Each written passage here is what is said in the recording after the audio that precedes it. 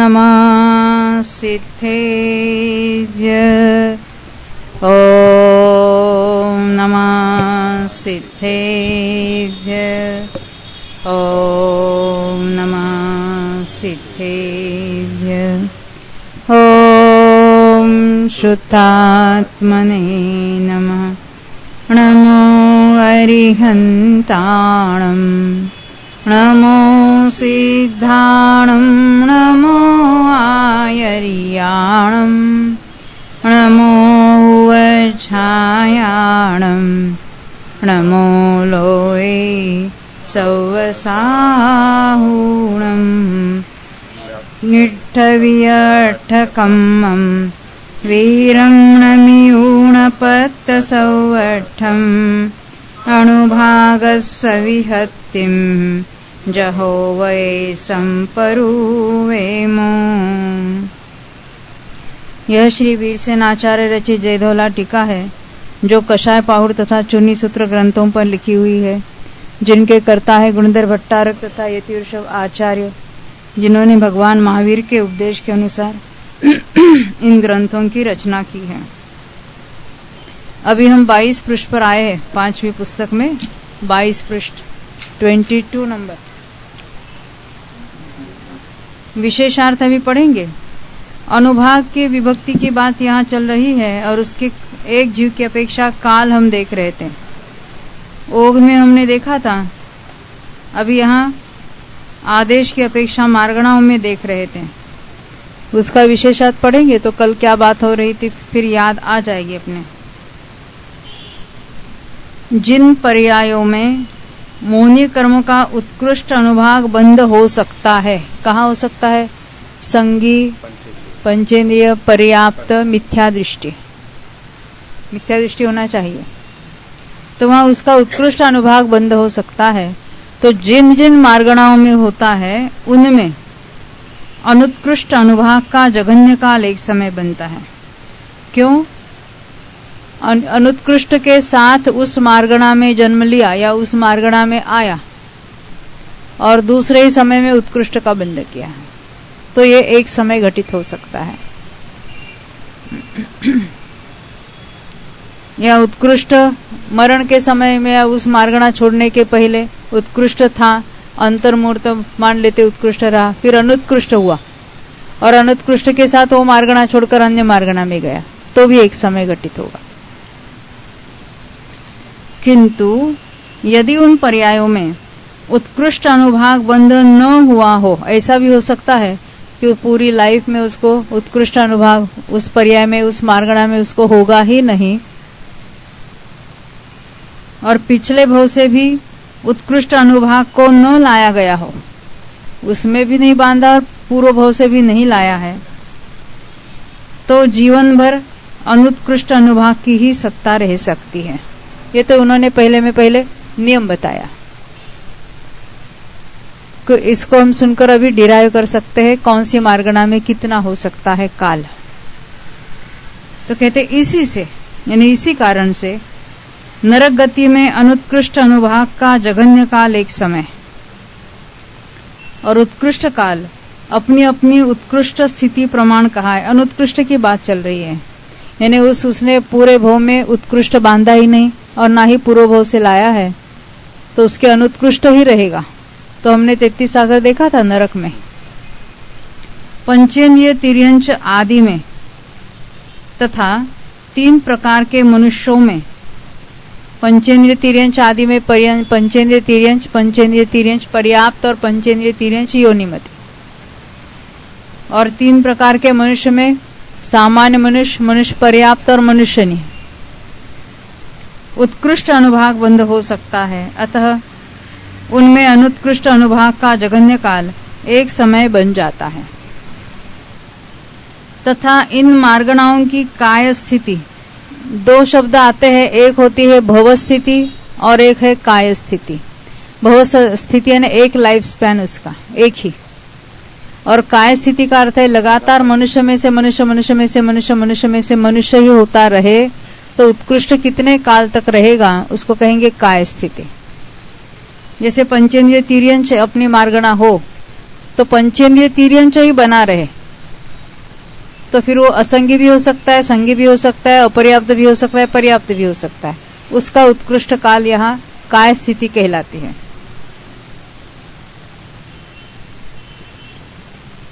तथा इन मार्गणाओं की काय स्थिति 3 पल्य अधिक पूर्व कोटि पृथक्त्व प्रमाण है। हमने कल डेराइव किया था कैसे होता है पृथक्त्व, पूर्व कोटि पृथक्त्व कहो, ये सामान्य कथन हुआ। तो ये पृथक्त्व की संख्या अलग अलग मार्गणाओं में अलग अलग है। सबके लिए क्या कहा, पूर्व कोटि पृथक्त्व प्लस 3 पल्य। पर हमने देखा था पंचेंद्रिय तिर्यंच के लिए 95 पूर्व कोटि प्लस 3 पल्य। पंचेंद्रिय तिर्यंच पर्याप्त के लिए 47 और 3 पल्य, और योनिमति के लिए 8 पूर्व कोटि, उसमें से एक कम करना, 7 पूर्व कोटि तिर्यंच, सॉरी तिर्यंच में 15 कैसे और असंगी के, हाँ संगी सॉरी 15 बराबर है 15। मैंने वो 7 नीचे का मनुष्य का पढ़ा। तिर्यंच पंचेंद्रिय तिर्यंच योनिमति में तो 15 पूर्व कोटि और 3 पल्य। मनुष्यों में भी हमने देखा था, मनुष्यों में लगातार पर्याप्त भोग करना, एक अपर्याप्त करना, फिर पर्याप्त के 3 वेदों के साथ 3 बार 8 आर्त्रिक 24, फिर एक अपर्याप्त भोग, फिर 24, 48 में से 47 लेना और एक 3 पल्ले वाली आयु। सामान्य मनुष्य में, मनुष्य पर्याप्तों के लिए 24 में से एक कम करना, 23 और 1, और मनुष्यनी के लिए 7 और 3 पल्य। यहाँ पे जो हमने अनुत्कृष्ट का जगने काल एक समय देखा, वो कौन सी अपेक्षा से देखा है? देखो अनुत्कृष्ट का जैसे वो जीव उत्कृष्ट का बंध कर सकता है, हाँ।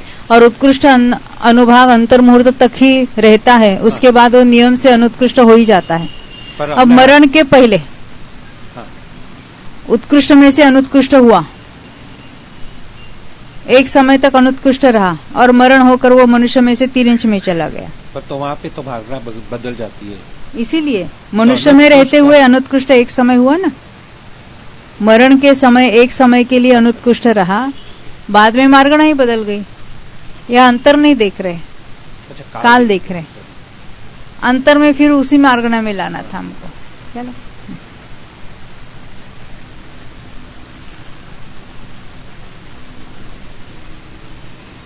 हाँ, देखो इन मार्गणाओं की काय स्थिति 3 पल्य अधिक पूर्व कोटि पृथक्त्व प्रमाण है। अतः इन मार्गणाओं में अनुत्कृष्ट अनुभाग का उत्कृष्ट काल भी इतना ही कहा है। पंचेंद्रिय तिर्यंच अपर्याप्त करना, अपर्याप्तक हुआ, अपर्याप्तक आदि में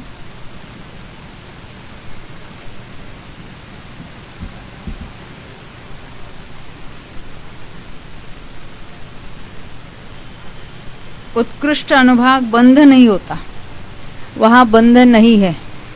पूर्व भव से वो हो सकता है उत्कृष्ट अनुभाग के साथ जन्मा हो, तथा एक जीव की अपेक्षा इन मार्गणाओं का काल भी अंतर्मुहूर्त ही है। अतः यहाँ उत्कृष्ट की बात नहीं हो रही, उत्कृष्ट तो पहले देख चुके हैं, अभी अनुत्कृष्ट की बात चली। अनुत्कृष्ट का लगातार काल, अतः इनमें अनुत्कृष्ट अनुभाग का जघन्य और उत्कृष्ट काल भी अंतर्मूर्त ही कहा है। भवनवासी से लेकर सहस्रार स्वर्ग पर्यंत के देवों में भी यदि उत्कृष्ट अनुभाग बंद हुआ तो अनुत्कृष्ट अनुभाग का काल एक समय, अन्यथा ने उत्कृष्ट जो है वो अपनी अपनी स्थिति प्रमाण होता है। यदि वो बंद करेंगे उत्कृष्ट का तो अनुत्कृष्ट का एक समय हो सकता है, और वो नहीं करेंगे तो पूरी लाइफ टाइम तक अनुत्कृष्ट ही रहेगा। आनस से लेकर सर्वार सिद्धि तक के देवों में और उत्कृष्ट अनुभाग का घात न होने पर वह जीवन भर रह सकता है और घात होने पर उसका अंतर्मूर्त काल उपलब्ध होता है, तथा जीवन के अंत में अंतर्मूर्त काल शेष रहने पर उत्कृष्ट अनुभाग का घात होने पर अंतिम अंतर्मूर्त में अनुत्कृष्ट अनुभाग पाया जाता है। और जो अनुत्कृष्ट अनुभाग के साथ इन देवों में उत्पन्न होता है उनके जीवन भर अनुत्कृष्ट अनुभाग पाया जाता है। उस मार्गणा का उत्कृष्ट समझना, उतना ही रहेगा। क्यों? कोई कार्य नहीं करेंगे। कौन सा कार्य? विसंयोजना आदि का। विसंयोजना होगी तो वहां पर अनुभाग कांडक घात होगे तो अनुभाग घटेगी। परिणाम वो चौथे गुणस्थान के योग्य चल रहा है, उसमें परिणाम की विशुद्धि कब बढ़ेगी कि जिससे कांडक घात होगा। हाँ, तो विसंयोजना में उससे नहीं कुछ होता है, कांडक घात होता है तब।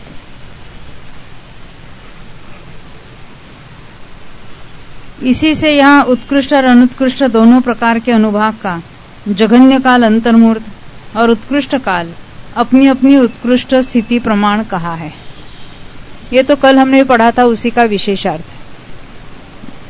अब आगे गति मार्गणा में हमने नारकी में, देव में, मनुष्य में, तिर्यंश में देख लिया है। अब इंद्रिय मार्गणा की अपेक्षा बात चलेगी। इंद्रिय की अपेक्षा बादर एकेंद्रियों में अनुत्कृष्ट अनुभाग विभक्ति का जघन्य काल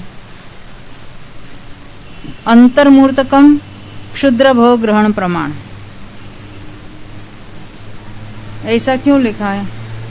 देखो, कोई जीव उत्कृष्ट अनुभाग पंचेंद्रिय में बांधकर, संगी पंचेंद्रिय में, बादर एकेंद्रिय में जन्म लिया उसने, तो अनुभाग का घात होने के लिए अंतर्मूर्त में तो अनुत्कृष्ट हो ही जाता है। अनुभाग कांडक घात की बात नहीं, एक अंतर्मूर्त में अनुभाग अनुत्कृष्ट होता है। तो ये अनुत्कृष्ट हुआ, उसके लिए कितना काल लगा? एक अंतर्मूर्त। वो जो अंतर्मूर्त है वो बादर एकेंद्रिय के काल में से कम करना है।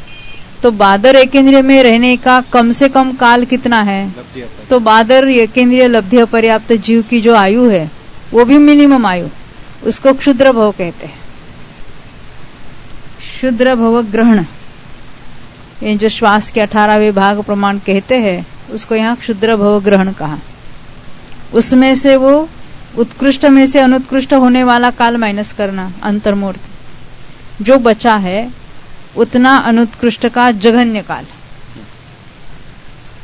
एक समय नहीं कहा, ख्याल में आए ना? क्यों एक समय क्यों नहीं कहा? यदि अनुत्कृष्ट के साथ आता और एक समय में उत्कृष्ट बंध करता तो उत्कृष्ट हो सकता था, परंतु यह उत्कृष्ट लेकर आया है और फिर वो अंतर्मूर्त में उसने अनुत्कृष्ट किया। और अगर एकेंद्रिय में भी हमने उत्कृष्ट तो जो पंचेंद्रिय से आया हुआ जीव उत्कृष्ट अनुभाग के साथ आया था वही देखा, वही दे। तो वहाँ यहाँ पे मिनिमम काल लेना है तो उसका अंतर्मूर्त कम करके, हाँ, उसका जो अंतर्मूर्त है, अनुत्कृष्ट होने के लिए जो अंतर्मूर्त लगता है उतना क्षुद्र भाव में से कम करना। जो रिमेनिंग काल है वो अनुत्कृष्ट का जघन्य। ख्याल में ही बात? देखो फिर इसको पढ़ती हूँ। बादर एकेंद्रिय का पहले काल बताया, फिर अनुत्कृष्ट का बताएंगे। बादर एकेंद्रिय में रहने का जघन्य काल कितना है? क्षुद्र भव ग्रहण प्रमाण है। जो जीव, अरे मैं नीचे पढ़ रही थी, विशेषार्थ में गई मैं। देखो, इंद्रिय की अपेक्षा ऊपर पढ़ रही। बादर एकेंद्रियों में अनुत्कृष्ट अनुभाग विभक्ति का जघन्य काल अंतर्मूर्तकम क्षुद्र भव ग्रहण प्रमाण। और उत्कृष्ट काल, अभी कोई अनुत्कृष्ट के साथ ही बादर एकेंद्रिय में उत्पन्न हुआ है तो लगातार बादर एकेंद्रिय में ही रहेगा। अंगुल के असंख्यात, तो अंगुल के असंख्यात भाग काल, वो कितना काल है? असंख्यात, असंख्याता, संख्यात, अवसर्पिणी और उत्सर्पिणी। उत्कृष्ट काल, हाँ, नहीं ऐसा कुछ लिखा नहीं ना, तो मध्यम समझना। असंख्यात, असंख्यात, अवसर्पिणी, उत्सर्पिणी प्रमाण होता है। बादर एकेंद्रिय पर्याप्तकों में, अभी पर्याप्तक लिया, पहले बादर एकेंद्रिय इन जनरल कॉमन लिया था, पर्याप्त अपर्याप्त दोनों को।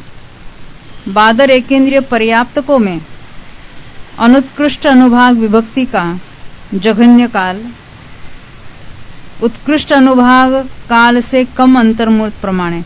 बादर एकेंद्रिय पर्याप्त की मिनिमम आयु जघन्य आयु अंतर्मूर्त तो है ही, वो क्षुद्र भोग ग्रहण नहीं हो सकती क्योंकि पर्याप्त जीव है। पर्याप्ति पूरी होगा फिर अंतर्मूर्त में वो आयु बांधेगा फिर मरेगा, इसलिए अंतर्मूर्त। जहां हमने बादर एकेंद्रियों में क्षुद्र भवन में से अंतर्मूर्त कम किया था, अब यहाँ इसका यथायोग्य अंतर्मूर्त है, उसमें से उत्कृष्ट का अंतर्मूर्त कम करना।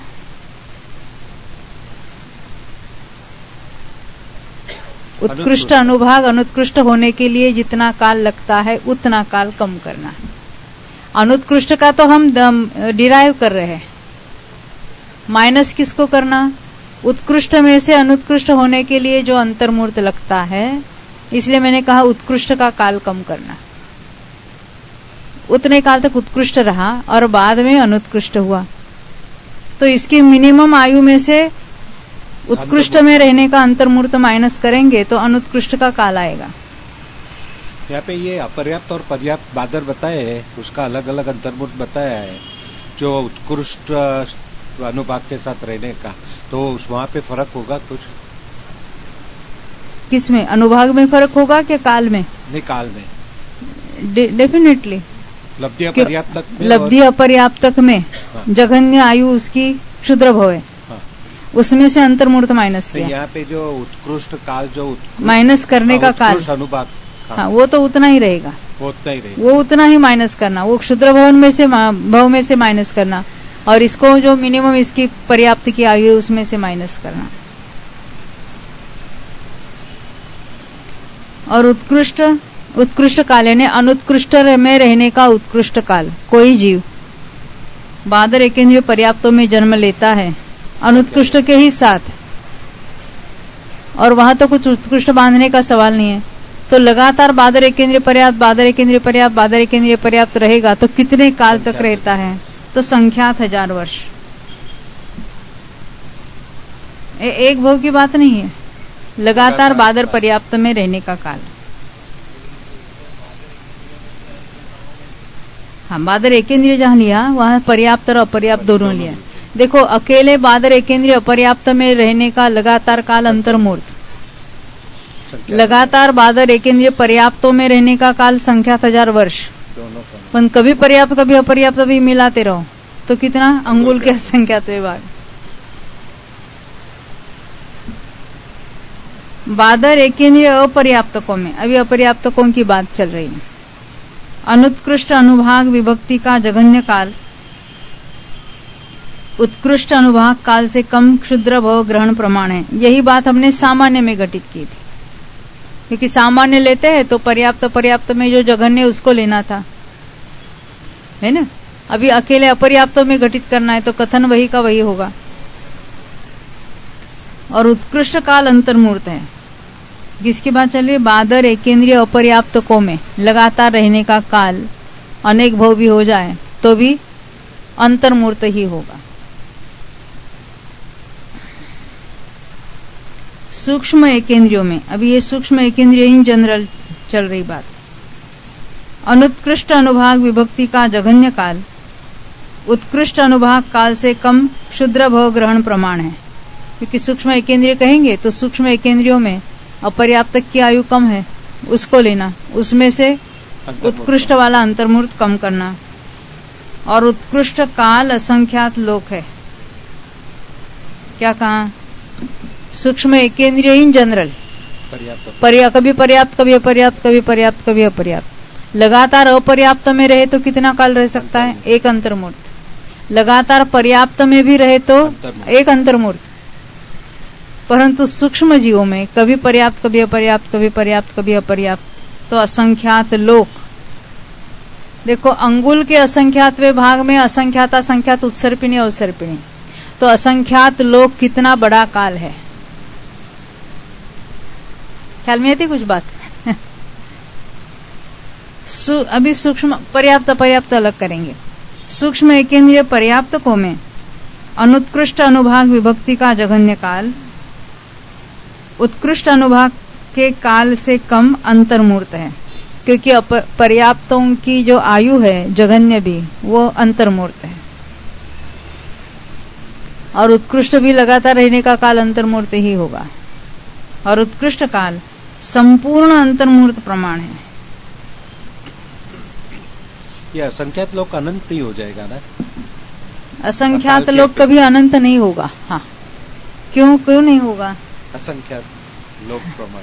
हाँ, क्योंकि असंख्यात लोक प्रमाण में कितने प्रदेश है तो असंख्यात ही है, और उतने समय हमने गिने तो भी असंख्यात ही होगा वो, भले वो काल का प्रमाण बहुत बड़ा है फिर भी असंख्यात में ही रहेगा।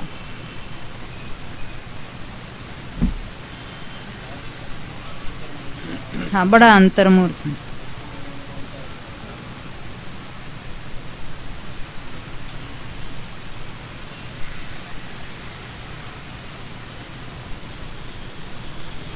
सूक्ष्म एकेंद्रिय पर्याप्तकों में जैसे हमने देखा ना, एक अंतर्मूर्त में कितने होते हैं भव एकेंद्रिय पर्याप्तों के या तो पर्याप्तों के, पर्याप्तों की बात है। तो उसका जो अंतर्मूर्त होगा आयु वाला उत्कृष्ट यानी उसकी भव काय स्थिति लेना। संपूर्ण अंतर्मूर्त का अर्थ है लगातार पर्याप्त में लगातार सूक्ष्म एकेंद्रिय पर्याप्तकों में रहने का जो अंतर्मूर्त है बड़ा, वो संपूर्ण अंतर्मूर्त।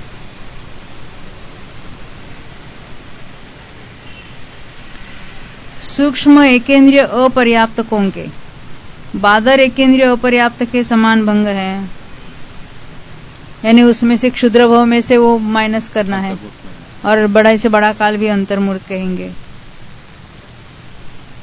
विकलेंद्रिय तथा विकलेंद्रिय पर्याप्तकों में पहले सामान्य से विकलेंद्रिय की बात कर रहे हैं, और विकलेंद्रिय पर्याप्तकों में अनुत्कृष्ट अनुभाग विभक्ति का जघन्य काल उत्कृष्ट अनुभाग के काल से हीन क्षुद्र भव ग्रहण प्रमाण है। ये सामान्य विकलेंद्रियों में, उसमें भी लब्धि पर्याप्तक लेना और अंतर्मूर्त है।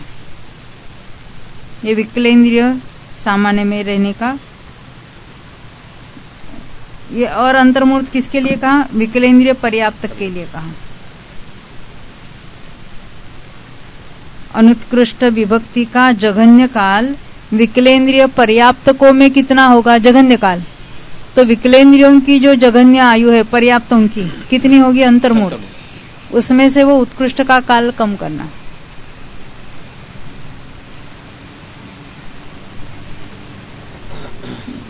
और उत्कृष्ट काल संख्यात 1000 वर्ष है। इसमें तो दोनों को लेना, विकलेंद्रिय इन कॉमन और पर्याप्त विकलेंद्रिय। संख्यात 1000 वर्ष। पंचेंद्रिय और पंचेंद्रिय पर्याप्तकों में उत्कृष्ट अनुभाग विभक्ति का उत्कृष्ट के अनुत्कृष्ट, यहाँ अनुत्कृष्ट की बात चल रही थी। उत्कृष्ट अनुभव, अच्छा उत्कृष्ट ही बता रहे। देखो क्या कहते हैं, पंचेंद्रिय और पंचेंद्रिय पर्याप्तकों में उत्कृष्ट अनुभाग विभक्ति का जघन्य काल एक समय है और उत्कृष्ट काल अंतर्मूर्त है। ये एक समय क्यों कहा? मार्गणा में एक समय घटित हो सकता है। क्यों? अंत में उसने उत्कृष्ट अनुभाग को बांधा, एक समय तक रहा और दूसरे समय में मर गया। पंचेंद्रिय में से कहीं एकेंद्रिय में चला गया, द्विंद्रिय में चला गया, या पंचेंद्रिय पर्याप्त में से अपर्याप्त में गया, अन्य किसी मार्गणा में गया। उत्कृष्ट काल अंतर्मूर्त है, क्योंकि अनुभाग बंद करने पर अंतर्मूर्त में अनुत्कृष्ट हो ही जाता है। तो यहाँ उत्कृष्ट ही का ही काल बताना है उनको।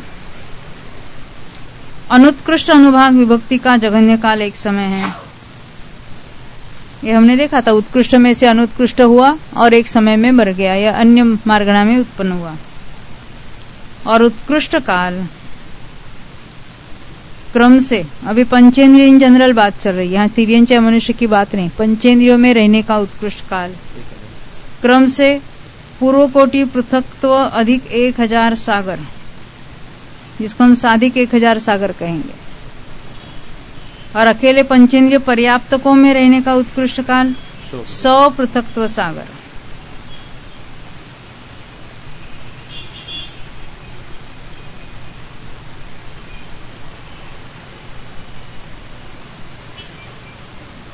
विशेषाद बादर एकेंद्रिय का जघन्य काल, यानी बादर एकेंद्रिय पर्याय का ही जघन्य काल क्षुद्र भव ग्रहण प्रमाण है। जो जीव उत्कृष्ट अनुभाग को लेकर बादर एकेंद्रिय में उत्पन्न होता है वह एक अंतर्मूर्त में उसका घात कर देता है। अतः उसके अनुत्कृष्ट अनुभाग का जघन्य काल अंतर्मूर्तकम क्षुद्र भव ग्रहण प्रमाण बतलाया है, तथा उत्कृष्ट काल बादर एकेंद्रिय की उत्कृष्ट स्थिति प्रमाण बतलाया है। कितनी देखी थी, याद है ना? अंगुल का संख्यात्व का। आगे भी विकलेंद्रिय पर्याप्तक पर्यंत इसी प्रकार जानना चाहिए, यानी वो बादर एकेंद्रिय पर्याप्तों में घटित किया, अपर्याप्तों में अकेला घटित किया, सूक्ष्म में दोनों में घटित किया, ऐसे विकलेंद्रिय पर्याप्त तक। अर्थात अनुत्कृष्ट अनुभाग विभक्ति का जघन्य काल तो उत्कृष्ट अनुभाग के काल से रहित अपनी अपनी जघन्य भवस्थिति प्रमाण है। देखो ये भवस्थिति लिया है, यानी एक आयु, उसमें से जघन्य वो लेना, आयु जघन्य लेना, और उसमें से उत्कृष्ट का अंतर्मूर्त माइनस करना। और उत्कृष्ट काल अपनी अपनी काय स्थिति प्रमाण है। दो शब्द है ना, भवस्थिति और काय स्थिति। काय स्थिति का लगातार उसी पर्याय में मरकर वहीं पर जन्म लेता रहे तो उसको काय स्थिति कहेंगे। पंचेंद्रिय सामान्य और पंचेंद्रिय पर्याप्तक में उत्कृष्ट अनुभाग का जघन्य काल पूर्ववत एक समय है और उत्कृष्ट काल अंतर्मूर्त है। अनुत्कृष्ट अनुभाग का जघन्य काल एक समय है क्योंकि इनके उत्कृष्ट अनुभाग बंद हो सकता है, तथा उत्कृष्ट काल पंचेंद्रिय सामान्य और पंचेंद्रिय पर्याप्तक की काय स्थिति प्रमाण है, यानी उसने उत्कृष्ट का बंध ही नहीं किया और उत्कृष्ट के साथ उसमें जन्म भी नहीं लिया है, तो उसका अनुत्कृष्ट ही लगातार बना रहा। अब काय मार्गणा, काय की अपेक्षा पृथ्वी कायिक, अप कायिक, तेजस कायिक और वायु कायिकों में मोहनीय कर्म की अनुत्कृष्ट अनुभाग विभक्ति का जघन्य काल उत्कृष्ट अनुभाग के काल से हीन क्षुद्र भव ग्रहण प्रमाण है, जैसे हमने पहले देखा था। और उत्कृष्ट काल असंख्यात लोक है, वो लो करना।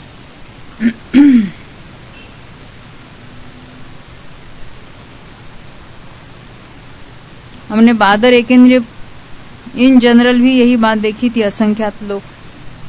सूक्ष्म में देखा था ना, सूक्ष्म में देखा था। असंख्यात लोग तो सूक्ष्म में देखा था। हाँ, बादर में हमने अंगुल का असंख्यात।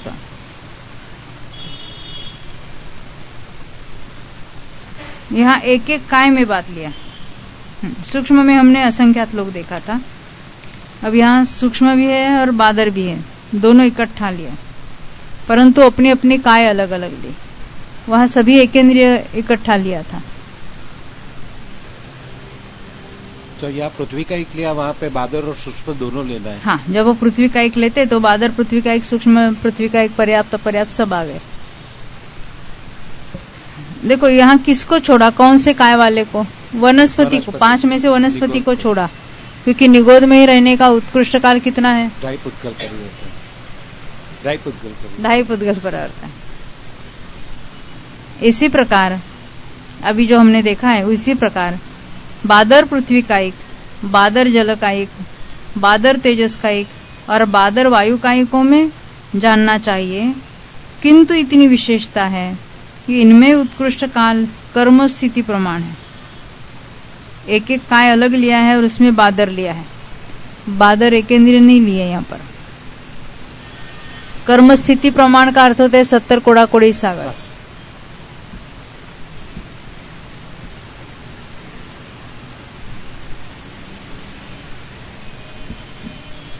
बादर पृथ्वी का एक पर्याप्तक, बादर जल का एक पर्याप्तक, बादर तेजस का एक पर्याप्तक और बादर वायु का एक पर्याप्तकों में अनुत्कृष्ट अनुभव विभक्ति का जघन्य काल अंतर्मूर्त, वो अंतर्मूर्त वाली आयु में से वो एक अंतर्मूर्त कम करना, यानी अंतर्मूर्त रहेगा।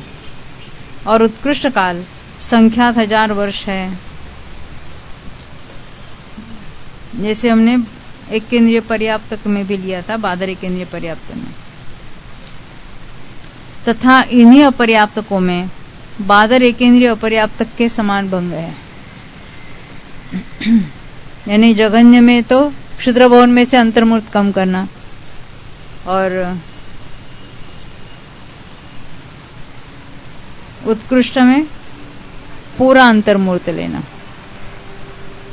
सूक्ष्म पृथ्वी कायिक, सूक्ष्म अपकायिक, सूक्ष्म तेजस कायिक और सूक्ष्म वायुकायिकों में मोहिनी कर्म की अनुत्कृष्ट अनुभाग विभक्ति का जघन्य काल कुछ कम क्षुद्र भव ग्रहण प्रमाण और उत्कृष्ट काल असंख्यात लोक प्रमाण है।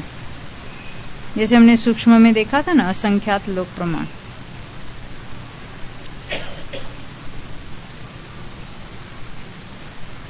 इनके पर्याप्तक और अपर्याप्तकों में सूक्ष्म एकेंद्रीय पर्याप्तक और सूक्ष्म एकेंद्रीय अपर्याप्तक के समान भंग है। उसका उत्कृष्ट काल अपना अपना अलग लेंगे तो अंतर्मूर्त होता है। बादर वनस्पति कायिकों में, अब बादर वनस्पति कायिक को अलग लिया। बादर एकेंद्रियों के समान बादर वनस्पति कायिक पर्याप्तकों में बादर एकेंद्रीय पर्याप्तक के समान और बादर वनस्पति का एक अपर्याप्तकों में बादर एकेंद्रीय अपर्याप्तकों के समान भंग है।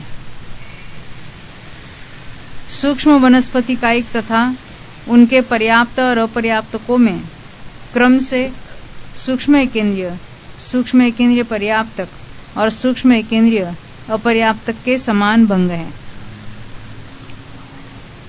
बादर वनस्पति का एक प्रत्येक शरीरी जीव, अभी इसमें प्रत्येक शरीरी और साधारण शरीरी ऐसे दो भाग अलग बताएंगे।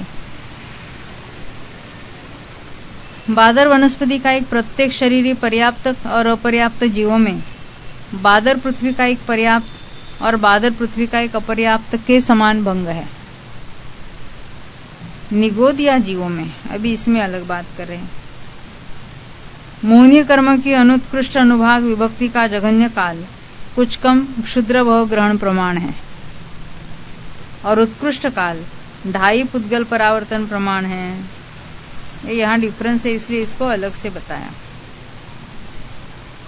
बादर निगोदिया जीवों में बादर पृथ्वी का एक के समान भंग है और बादर निगोदिया पर्याप्तक तथा अपर्याप्तकों में बादर पृथ्वी का एक पर्याप्त और अपर्याप्त के समान भंग है। सूक्ष्म निगोदिया जीवों में सूक्ष्म पृथ्वी का एक के समान भंग है। त्रसकायिक तथा त्रसकायिक पर्याप्तकों में मोहिनी कर्म की उत्कृष्ट अनुभाग विभक्ति का जघन्य काल एक समय है। उत्कृष्ट की बात चल रही और उत्कृष्ट काल अंतर्मूर्त है, जैसे हमने पंचेंद्रियों में घटित किया था। एक समय और फिर वो त्रस छोड़कर एक स्थावर में चला जाएगा। तथा अनुत्कृष्ट अनुभाग विभक्ति का जघन्य काल एक समय और उत्कृष्ट काल क्रम से पूर्व कोटि पृथक्त्व अधिक 2000 सागर त्रस की स्थिति है ये, और 2000 सागर है। पंचेंद्रिय की कितनी देखी थी? पृथक्त्व कोटि, पूर्व कोटि से अधिक 1000 सागर। हाँ, और 100 पृथक्त्व 100 सागर पृथक्त्व, यानी 1000 सागर ही होता है ना, परंतु 100 सागर पृथक में 700-800 सागर ऐसा होगा विशेषार्थ। ऊपर कही गई स्थावर काय संबंधी मार्गणाओं में भी पहले के समान ही अनुत्कृष्ट अनुभाग का जघन्य काल उत्कृष्ट अनुभाग काल से हीन अपनी अपनी भव स्थिति प्रमाणे यानी एक आयु लेना, और उत्कृष्ट काल अपनी अपनी काय स्थिति प्रमाणे यानी उसी पर्याय में रहने का लगातार काल। सामान्य त्रसकायिक और त्रसकायिक पर्याप्तकों में उत्कृष्ट अनुभाग का जघन्य और उत्कृष्ट काल पूर्ववत जानना चाहिए तथा इनमें उत्कृष्ट अनुभाग बंद हो सकने के कारण यहां हो सकता है, इसलिए अनुत्कृष्ट अनुभाग का जघन्य काल एक समय है और उत्कृष्ट काल अपनी अपनी काय स्थिति प्रमाण है, इसलिए इन सब में उक्त प्रमाण काल कहा है। अब योग मार्गणा। योग की अपेक्षा पांचों मनोयोगी और पांचों वचन योगियों में मोहिनी कर्म की अनुत्कृष्ट अनुभाग विभक्ति का जघन्य काल एक समय है, क्योंकि वो उस योग में रहते हुए उत्कृष्ट में से अनुत्कृष्ट हुआ और एक समय में योग पलटा, और उत्कृष्ट काल अंतर्मूर्त है। औदारिक काय योगियों में मोहिनी कर्म की अनुत्कृष्ट अनुभाग विभक्ति का जघन्य काल एक समय है और उत्कृष्ट काल कुछ कम 22,000 वर्ष है। लक्ष्मीबेन, ये पता चला कैसे है 22,000 वर्ष? हाँ, बादर पृथ्वी का, उसके तो एक ही काय योग ही रहता है, और कुछ कम क्यों कहा? मिश्र का काल कम, अनुत्कृष्ट की कुछ कम 22,000 वर्ष, वो उत्कृष्ट का अंतर्मूर्त कम किया, जो पर्याप्त हो गया, औदारिक काय योग चालू हो गया, उसमें उत्कृष्ट का काल कम कर दिया। अनुत्कृष्ट का चल रहा है ना, अनुत्कृष्ट का उत्कृष्ट काल, तो 22,000 वर्ष तो उसकी पूरी आयु है, परंतु शुरू में औदारिक का योग नहीं था ना, औदारिक मिश्र का योग था। ये मिश्र का काल से ये उत्कृष्ट काल है, उत्कृष्ट वाला जो अंतर्मूर्त है वो बड़ा होगा कि मिश्र का काल बड़ा होगा? देखो, उसको तो माइनस करना ही नहीं उसमें से, हमें तो मैक्सिमम लेना है। नहीं, बादर पृथ्वी का की अपेक्षा हम ये काल देख रहे हैं, तो वहाँ बादर पृथ्वी का एक में तो उत्कृष्ट बंद होता ही नहीं है। अनुत्कृष्ट का उत्कृष्ट काल हम देख रहे हैं। तो अनुत्कृष्ट का जब उत्कृष्ट काल देखना है तो वो माइनस करके नहीं देखना है, तो उत्कृष्ट काल देखना है ना, मिश्र का काल बात करना है, उत्कृष्ट का काल नहीं माइनस करना है, औदारिक मिश्र का काल माइनस करना है। अब औदारिक मिश्र काय योगियों में मोहिनी कर्म की अनुत्कृष्ट अनुभाग विभक्ति का जघन्य काल कुछ कम क्षुद्र भव ग्रहण प्रमाण है, क्योंकि क्षुद्र भव वालों को औदारिक मिश्र काय योग ही होता है, और उसमें से वो माइनस करना एक अंतर्मूर्त, और उत्कृष्ट काल अंतर्मूर्त है, यह औदारिक मिश्र का काल ही अंतर्मूर्त होता है। वैक्रिक काय योगियों में मोहिनी कर्म के अनुत्कृष्ट अनुभाग विभक्ति का जघन्य काल एक समय, क्योंकि ये तो वैक्रिक काय योग वाले तो उत्कृष्ट बांध भी सकते हैं, और जब उत्कृष्ट बांध कर वैक्रिक काय योग का एक समय रहा तब उसने अनुत्कृष्ट कर दी और अन्य योग में चला गया, मनोयोग या वचन योग में, और उत्कृष्ट काल अंतर्मूर्त है। वैक्रिक मिश्र काय योगियों में मोहिनी कर्म की अनुत्कृष्ट अनुभाग विभक्ति का जघन्य और उत्कृष्ट काल अंतर्मूर्त है।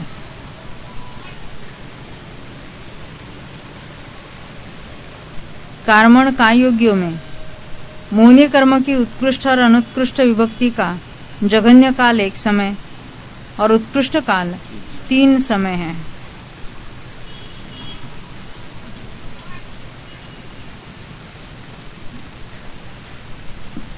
यानी उतने उत्कृष्ट के साथ ही वो कर्मण का योग में रहा और वैसे अन्य भव में चला गया, तो तीनों ही समय तक ये किस में लेना है? सूक्ष्म एकेंद्रियों में हमने देखे थे 3 समय घटित होते हैं।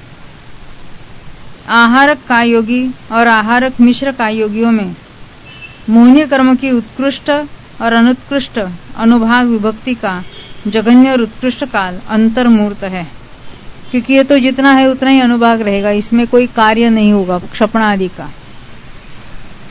इतनी विशेषता है कि अब वो मरण की अपेक्षा घटित करेंगे। आहारक का योगियों में जघन्य काल एक समय है, क्योंकि आहारक का योग में तो मरण है, आहारक मिश्र में मरण नहीं होता, इसलिए वहां तो अंतर्मूर्त लिया और इसमें एक समय भी घटित होगा। आहारक का योग में योग पलटने की अपेक्षा भी हो सकता है। आहारक का योग पलट कर कहाँ जाएगा? मूल शरीर में आए तो योग, ये लास्ट वाला योग पलटना, नहीं तो आहारक का योग, मनोयोग और वचन योग, अंतर्मूर्त तो है ही है। नहीं ख्याल में आई बात। आहारक का योग का भी आहारक का योग का भी एक अंतर्मूर्त काल है ही, पर केवल मरण होने पर एक समय घटित होता है। एक समय में कोई योग नहीं चेंज होगा, एक समय में योग परिवर्तन नहीं होगा। आहारक का योग में आया है, एक समय में मरण गया है, तो उसका एक समय घटित होगा। देखो विशेषार्थ, कोई एक मनोयोगी या वचन योगी। आहारक का योग का जो अंतर्मूर्त है, जो आहारक शरीर के साथ जाता है, तभी उसका योग नहीं पलटेगा। योग पलटता है ना, मनोयोग वचन योग होते हैं होता है हाँ। ना? 3 योग उसके भी होते हैं हाँ। तो उसकी अपेक्षा एक समय नहीं होगा। एक समय होता ही नहीं योग का। नहीं, योग का नहीं, उत्कृष्ट का, अनुत्कृष्ट का। देखो उत्कृष्ट का काल कितना होगा, क्योंकि यहाँ उत्कृष्ट में से अनुत्कृष्ट होने का तो कुछ सवाल ही नहीं है। नहीं, आहारक का योग में था हाँ, और उसने लास्ट में एक समय बाकी रहा और उसने का योग पलट हुआ, पर योग का पलट ना हुआ। परंतु यहाँ उत्कृष्ट में से अनुत्कृष्ट, क्योंकि उत्कृष्ट बंद करके आया ही नहीं कोई जीव यहाँ पर, यहाँ कोई घटने का कार्य ही नहीं होता है। जितना है उतना ही रहते ना। देखो स्वामित्व निकालो,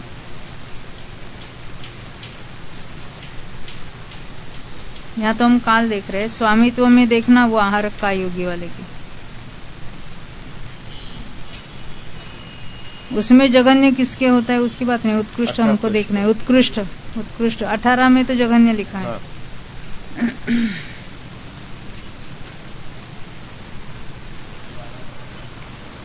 हाँ 12 पेज, 12 में नारकी है।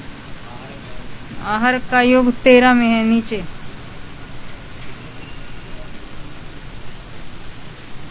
तो 28 प्रकृति की सत्ता वाला वेदक सम्य दृष्टि उत्कृष्ट अनुभाग के साथ आहारक शरीर को उत्पन्न होता है, यानी उसका कोई वहां घटना नहीं हो रहा है, वहां पे तो वो उत्कृष्ट के साथ आया है, उतना ही रहेगा उसका, यही बात है।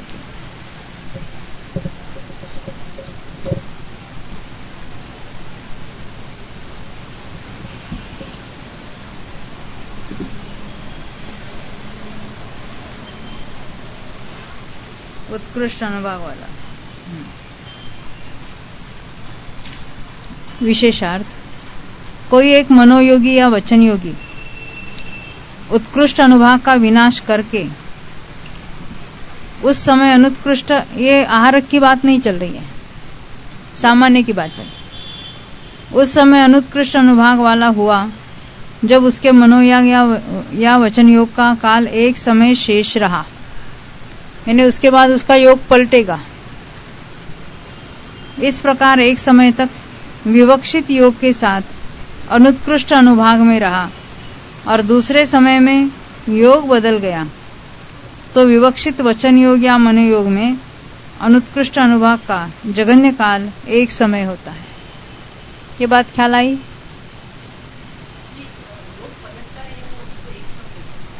नहीं, अंतर्मूर्त के लिए इतना योग रहा। अभी यहाँ उसने उत्कृष्ट किया था, उत्कृष्ट में से वो अंतिम समय में अनुत्कृष्ट हो गया और वो एक समय के लिए अनुत्कृष्ट रहा, और यहाँ तो योग पलटने का काल आ ही गया था, तो वही अनुत्कृष्ट रहेगा, परंतु उसका वचन योग के बदले मनोयोग हो जाएगा। वही अपेक्षा से मैंने पूछा ना, आहारक का योग में जब भी वचन योग मनोयोग होता है और अंत में जाके आहारक का योग हुआ और एक समय के लिए आहारक का योग भी रहा और उसके पश्चात उसका उदारिक का योग हो गया, परंतु आहारक का योग में रहते हुए उसका जितना अनुभाग था उतना ही रहा। हाँ, घटने का कोई कार्य नहीं हुआ। अपेक्षा में बात कर रहा हूँ, वही तो मैं बता रही हूँ आपको। वहां पे वो नहीं पलटेगा, पर उत्कृष्ट का और अनुत्कृष्ट का एक समय जो देखा हमने, वो मरण की अपेक्षा होगा कि योग पलटने की मरण के ही अपेक्षा होगा। योग पलटेगा तो एक समय में तो नहीं पलटेगा। यहाँ जो अभी हम घटित कर रहे हैं, हाँ। तो जिसने उत्कृष्ट अनुभाग बंद किया है उसका अंतर्मूर्त में नियम से अनुत्कृष्ट होता है। वहां वैसी कोई सहूलियत नहीं है। आहार का योग के रहते हुए अनुभाग घटने का कोई कारण नहीं है। उत्कृष्ट है वो उसके योग्य उत्कृष्ट है, वो उत्कृष्ट नहीं है वहां पर। ओघ में जो उत्कृष्ट है वो अंतर्मूर्त कम होता है। परंतु इसको देखो, जैसे हमने देखा था सर्वार सिद्धि में, सर्वार सिद्धि के योग्य जो उत्कृष्ट के साथ आया है वो पूरे लाइफ टाइम तक उत्कृष्ट रहता है। वैसे आहारक का योग के लिए जो उत्कृष्ट है वो पूरा आहारक मिश्र आहारक का योग सब में उतना का उतना रहेगा, पूरा। यानी वहां कितने भी बार वो उसके मनोयोग वचन योग हो जाए, काय योग पलटे, उतना का उतना रहेगा उसको, उसमें कोई यानी घट नहीं होगी। क्यों? वहां कोई क्षपणा का कार्य नहीं होता है, वहां कोई विसंयोजना का कार्य नहीं होता, तो अनुभाग घटने का कोई कार्य वहां नहीं होता। ये जो सामान्य में इन जनरल हम जो देखते हैं अंतर्मूर्त में घटता ही है, वो उत्कृष्ट बंद करने के बाद अंतर्मूर्त में घटता ही है, अनुत्कृष्ट होता है, उसकी बात है।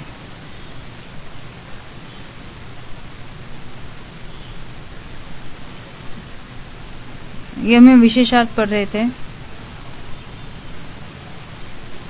ये एक समय हमने घटित करके, ये चार लाइन हो गई, 5वीं लाइन में अथवा, यानी एक समय में अनुत्कृष्ट हुआ और योग पलटा। अथवा अनुत्कृष्ट अनुभाग विभक्ति वाला कोई जीव मनोयोगी या वचन योगी हुआ, एक समय तक विवक्षित योग में रहकर उसने दूसरे समय में उत्कृष्ट अनुभाग बंद कर लिया। दोनों ही ओर से हम देखते, उसमें आया है अनुत्कृष्ट के साथ, उस योग में आया, एक समय के लिए अनुत्कृष्ट रहा, दूसरे समय में उसने उत्कृष्ट का बंद किया। अथवा दूसरे समय में मरकर अन्य का योगी हो गया। मनोयोगी या वचन योगी में एक समय तक रहकर मर गया, अब मरने के बाद तो मनोयोग वचन योग तो नहीं होगा, कार्मण का योग होगा, या औदारिक मिश्र होगा, या वैक्रिक मिश्र होगा, यथा योगी जो कोई अन्य योगी होगा, अन्य काय योगी हुआ, तो भी एक समय काल बन जाता है। ये बात ख्याल में आई? मनोयोग या वचन योग में एक समय में रहा, मर गया, तो नेचुरली अभी उसका कोई तो काय योग ही होगा। अपर्याप्त अवस्था या विग्रह गति में ना मनोयोग होता है ना वचन योग होता है। क्या कहा? वो तो अपर्याप्त अवस्था में नहीं होते हैं। उत्कृष्ट काल अंतर्मूर्त इसलिए है कि, यानी अनुत्कृष्ट में रहने का उत्कृष्ट काल अंतर्मूर्त है इसलिए कि मनोयोग या वचन योग और वचन योग का उत्कृष्ट काल इतना ही है, यानी उसने उत्कृष्ट का बंद ही नहीं किया, पूरे अंतर्मूर्त तक अनुत्कृष्ट ही रहा, तो उसका उत्कृष्ट काल एक अंतर्मूर्त घटित होता है मनोयोग या वचन योग में। औदारिक कायोग का उत्कृष्ट काल, औदारिक कायोग में रहने का उत्कृष्ट काल पहले बता रहे, फिर वो उत्कृष्ट अनुत्कृष्ट की बात करेंगे। कुछ कम 22,000 वर्ष एकेंद्रीय जीवों में सबसे अधिक स्थिति वाले खर पृथ्वी का एक जीव के होता है। पृथ्वी का एक भी अलग टाइप के है ना, ये खर वाले हैं। एक तो मृदु पृथ्वी भी होती है, और खर पृथ्वी ने अभी कोई हीरा माणिक वगैरह है, वो खर पृथ्वी वाले हो जाएंगे। 22,000 वर्ष की आयु है, और उसमें एक अंतर्मूर्त औदारिक मिश्र में चला जाता है। अतः उनमें अनुत्कृष्ट अनुभाग का उत्कृष्ट काल कुछ कम 22,000 वर्ष कहा, यानी 22,000 में से औदारिक मिश्र का अंतर्मूर्त माइनस किया।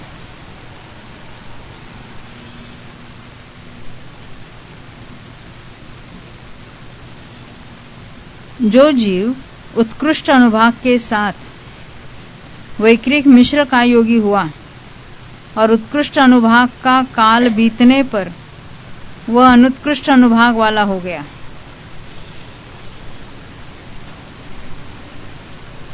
उसके अनुत्कृष्ट अनुभाग का जघन्य काल अंतर्मूर्त है। आपका प्रश्न था ना कौन सा काल बड़ा है, तो उत्कृष्ट में रहने का अंतर्मूर्त है वो छोटा है, और वैक्रिक मिश्र की बात चल रही है उसका अंतर्मूर्त बड़ा है। तो उसमें से वो माइनस करेंगे तो भी अंतर्मूर्त शेष रहता है। और जो अनुत्कृष्ट अनुभाग के साथ ही वैक्रिक मिश्र का योगी हुआ उसके उत्कृष्ट काल भी अंतर्मूर्त होता है। कार्मण कायोग का जघन्य काल 1 समय और उत्कृष्ट काल 3 समय है, और उसमें उत्कृष्ट और अनुत्कृष्ट अनुभाग का जघन्य और उत्कृष्ट काल भी उतना ही है, क्योंकि उतना ही अनुभाग, उसमें कोई घटने का बढ़ने का कार्य नहीं है। तो उत्कृष्ट के साथ है 3 समय तक उत्कृष्ट रह सकता है। आहारक कायोग का जघन्य काल 1 समय, आहारक की बात है मिश्र की नहीं, और उत्कृष्ट काल अंतर्मूर्त है, तथा आहारक मिश्र का जघन्य और उत्कृष्ट काल अंतर्मूर्त है। अतः उनमें रहने वाले उत्कृष्ट और अनुत्कृष्ट अनुभाग का, यानी जिसके उत्कृष्ट होगा वो उत्कृष्ट अंतर्मूर्त तक रहेगा, जो अनुत्कृष्ट के साथ है उसके अनुत्कृष्ट भी अंतर्मूर्त तक रहेगा। उतना ही काल जानना। वेद की अपेक्षा, यानी वेद मार्गणा में चलेगी अभी बात।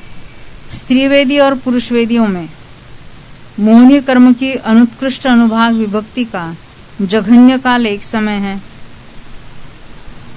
स्त्री वेदी में मोहनी के अनुत्कृष्ट अनुभाग 1 समय कैसे होगा? अंत में अनुत्कृष्ट हुआ। हाँ, किसी विशिष्ट वेद वाला जीव है, वो उत्कृष्ट में से अनुत्कृष्ट हुआ, 1 समय के लिए रहा, 1 समय के लिए, और फिर मरकर अन्य वेद के साथ उत्पन्न हुआ। कोई भी नपुंसक वेद हो जाए, पुरुष वेद हो जाए। और उत्कृष्ट काल क्रमशः 2 लिए ना, स्त्री वेदी और पुरुष वेदी, तो स्त्री वेदियों में 100 पृथक्त्व पल्य और पुरुष वेदियों में 100 पृथक्त्व सागर।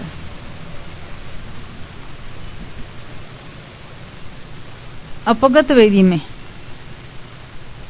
मोहनीय कर्म की उत्कृष्ट अनुभाग विभक्ति का जघन्य काल 1 समय, क्योंकि यह मरण की अपेक्षा उपलब्ध होता है। यानी अपगत वेद में रहा और उत्कृष्ट विभक्ति है, उत्कृष्ट विभक्ति के साथ अपगत वेदी वाला कौन सा जी होगा? 24 की सत्ता, उपशम श्रेणी वाला है ना, 24 की सत्ता वाला, 24 की सत्ता। हाँ। जघन्य काल 1 समय इसलिए कहा कि उपशम श्रेणी में अपगत वेद होते ही 1 समय तक रहकर उसका मरण हुआ। मरण हुआ तो क्या हुआ? अनुभाग बढ़ेगा? नहीं, वो अपगत वेदी में से वेद वाला हो जाएगा। हाँ, अपगत वेदी में से वेद वाला हो जाएगा। कौन सा वेद होगा? पुरुष वेद। पुरुष वेद, हाँ। क्योंकि अपगत वेद में ये मुनिराज मरते हैं तो पुरुष वेद में उत्पन्न होंगे देवों में। और उत्कृष्ट काल अंतर्मूर्त है, क्योंकि अपगत वेद में रहने का उत्कृष्ट काल अंतर्मूर्त है।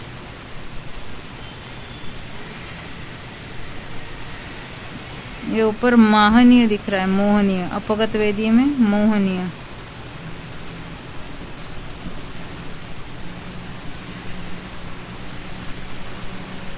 ये उत्कृष्ट का काल देखा, हाँ, उत्कृष्ट, जघन्य और उत्कृष्ट, तथा अपगत वेदी में ही अनुत्कृष्ट अनुभाग विभक्ति का जघन्य काल 1 समय और उत्कृष्ट काल अंतर्मूर्त है। वैसे ही लेना इसको भी। कषाय मार्गणा में कषाय की अपेक्षा क्रोध कषाय वालों में अनुत्कृष्ट अनुभाग विभक्ति का जघन्य काल 1 समय और उत्कृष्ट काल अंतर्मूर्त, जैसे योग में घटित किया था। अन्य कषाय में से क्रोध में आया, क्रोध कषाय में आया, और एक अंतर्मूर्त में अनुत्कृष्ट में से उत्कृष्ट रहने बंद किया, तो अनुत्कृष्ट 1 समय के लिए रहा। या क्रोध का काल में उत्कृष्ट में से वो अनुत्कृष्ट हुआ और 1 समय में कषाय बदल गए। तो भी एक समय होगा। उत्कृष्ट काल तो उसका एक अंतर्मूर्त होता है, क्योंकि अंतर्मूर्त में क्रोध, मान, माया, लोभ चेंज होते रहते हैं। इसी प्रकार मान, माया और लोभ में जानना चाहिए। कषाय रहित जीवों में मोहनीय कर्म करना, उत्कृष्ट और अनुत्कृष्ट अनुभाग विभक्ति का जघन्य काल एक समय मरण की अपेक्षा उत्कृष्ट काल अंतर्मूर्त है। यहां भी जितने के साथ है उतना ही अनुभाग रहेगा उसका। और उत्कृष्ट अनुभाग कैसे और जघन्य कैसे होगा? तो जघन्य में हमने देखा था 2 बार सही। हाँ, ये 2 बार आया है, दूसरी बार आया है। कषाय रहित लेना है ना, तो दूसरी बार आया है। और उत्कृष्ट काल अंतर्मूर्त। इसी प्रकार ये देखो, दूसरी बार यहाँ किस मार्गणा कौन सी चल रही है? कषाय रहित, यानी 11वां गुणस्थान। तो सब श्रेणी के 2 बार आया है ना, अभी दूसरी बार आया है। 2 बार चढ़ के उतरा नहीं कह सकते ना, तो हमको 11वां गुणस्थान में रखना है ना उसको, इसलिए तो ये दूसरी बार आया 11वें में। हाँ, इसी प्रकार यथाख्यात संहिता और सूक्ष्म सांप्राय संहितों के जानना चाहिए। विशेषत जो स्त्री वेद और पुरुष वेद में उत्कृष्ट का बंध करके क्रमशः आयु के अंत में एक समय तक अनुत्कृष्ट अनुभाग के साथ रहकर अन्य वेद के साथ उत्पन्न हो गया, उसके अनुत्कृष्ट अनुभाग का जघन्य काल एक समय होता है, तथा उत्कृष्ट काल दोनों वेदों की अपनी अपनी काय स्थिति प्रमाण है, यह स्पष्ट ही है। 100 पल्ले पृथक्त्व और 100 सागर पृथक्त्व हमने देखा था। क्रोधादि कषायों का जघन्य काल एक समय और उत्कृष्ट काल अंतर्मूर्त होने से ये कषाय में एक समय घटित होता है। वहां तो व्याघात से भी होता है, अन्य कषाय में से क्रोध में आता है। इनमें अनुत्कृष्ट अनुभाग विभक्ति का जघन्य काल एक समय और उत्कृष्ट काल अंतर्मूर्त कहा है। कषायों के समान ही अकषायी सूक्ष्म सांप्रायिक संयत और यथाख्यात संयत जीवों के घटित कर लेना चाहिए। ज्ञान की अपेक्षा विभंग ज्ञानियों में मोहनीय कर्म की अनुत्कृष्ट अनुभाग विभक्ति का जघन्य काल एक समय है, क्योंकि विभंग ज्ञानी जो स्वयं बांध रहा है उत्कृष्ट अनुभाग, अंतर्मूर्त के बाद उसने जघन्य किया और एक समय में मर गया, तो उसका एक समय घटित होगा।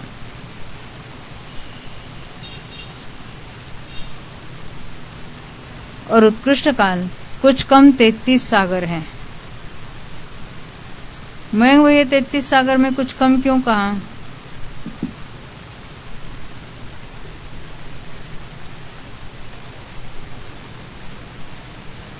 तैतीस सागर कहाँ का लेना? पहले विभंग ज्ञानी है। नीचे करो, ऊपर नहीं जाना, नीचे। हाँ, हाँ। कम क्यों? अपर्याप्त दशा में भी, अपर्याप्त दशा में विभंग ज्ञान नहीं होता। अपर्याप्त दशा, अपर्याप्त है ना, शरीर पर्याप्ति पूरी होगी, पूरी सभी पर्याप्ति हो जाएगी, क्योंकि मन का कार्य शुरू है ना, तभी विभंग ज्ञान होगा। और ये एक समय के लिए तो मनुष्य तीर्थ में ही होगा ना विभंग ज्ञान। विभंग ज्ञान एक समय के लिए ऐसा नहीं लेना, विभंग ज्ञान रहते हुए उत्कृष्ट अनुभाग या अनुत्कृष्ट, उस उत्कृष्ट वो कर रहा था, तो वहां पे उत्कृष्ट में से अनुत्कृष्ट हुआ, और देव में तो उत्कृष्ट होगा तो अंतर वो मर गया तो उसका विभंग ज्ञान भी चला जाएगा। नहीं, पर देव में और नारकीय में तो विभंग ज्ञान है ही नियम से, है ना। हाँ। मिथ्या दृष्टियों के विभंग ज्ञान ही है। हाँ। हाँ।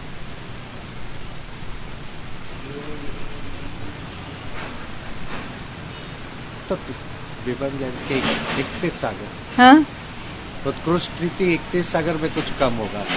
हाँ, देव में 31 सागर है। हाँ, हाँ, पर वहाँ पे एक समय घटित नहीं होगा। एक समय ऐसा घटित करना है कि वहां कभी भी उत्कृष्ट का बंध करता है। आयु के अंत में उसने उत्कृष्ट का बंध किया है। अच्छा, उसके विभंग ज्ञान तो आयु के अंत तक चलेगा, तो उसने आयु के अंत में थोड़ा पहले उत्कृष्ट, उसके योग्य उत्कृष्ट ले लो ना। यहां तो हम नरक में घटित कर रहे हैं। 31 सागर का जो बोल रहे हैं, तो उत्कृष्ट के साथ वो 31 सागर वाला उसमें होता ही नहीं उसका उत्कृष्ट, उनके योग्य वाला उत्कृष्ट कह सकते हैं। हाँ। फिर भी वहां अनुभाग तो बढ़कर नहीं बांधेंगे, जितना है उससे तो बढ़कर नहीं बांधेंगे। हाँ। तो यहां इसलिए नरकी को ही लिया है। 33 सागर वाला जो लिया है वो नारकी में कुछ कम इसलिए कहा कि उत्कृष्ट में, क्योंकि अपर्याप्त अवस्था में विभंग ज्ञान नहीं होता। और दूसरी बात, एक समय जो घटित किया है, अभी नारकी जो है वो कभी भी उत्कृष्ट बंद कर सकता है। आयु के अंत में उत्कृष्ट बंद किया, फिर उत्कृष्ट में से अनुत्कृष्ट हुआ और एक समय में मर गया, तो उसका विभंग ज्ञान नहीं रहेगा। विभंग ज्ञान के साथ एक समय के लिए उसका अनुत्कृष्ट रहा।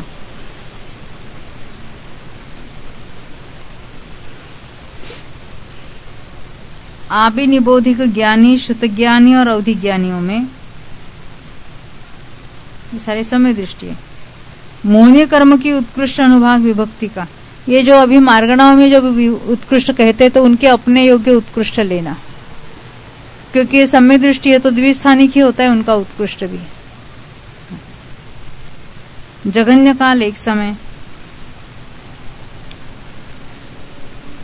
और उत्कृष्ट काल अंतर्मूर्त है।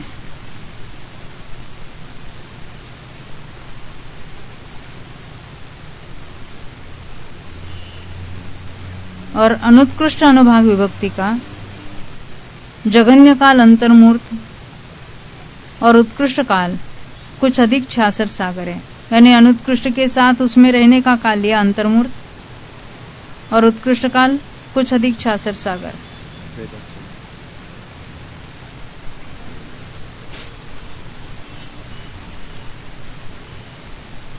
मनपरे ज्ञानियों में मोहनीय कर्म की उत्कृष्ट अनुभाग विभक्ति का जघन्य काल अंतर्मूर्त और उत्कृष्ट काल कुछ कम पूर्व कोटि है। यह मनपरे ज्ञान का काल लिया उन्होंने, क्योंकि उसमें रहते हुए उत्कृष्ट में से अनुत्कृष्ट नहीं रहे, परंतु मनपरे ज्ञान में अंतर्मूर्त रहे, तो उन्होंने अंतर्मूर्त में केवल ज्ञान प्राप्त किया, ऐसा भी ले सकते हैं। या प्राप्त किया और अंतर्मूर्त में मरण हुआ, वो भी ले सकते हैं।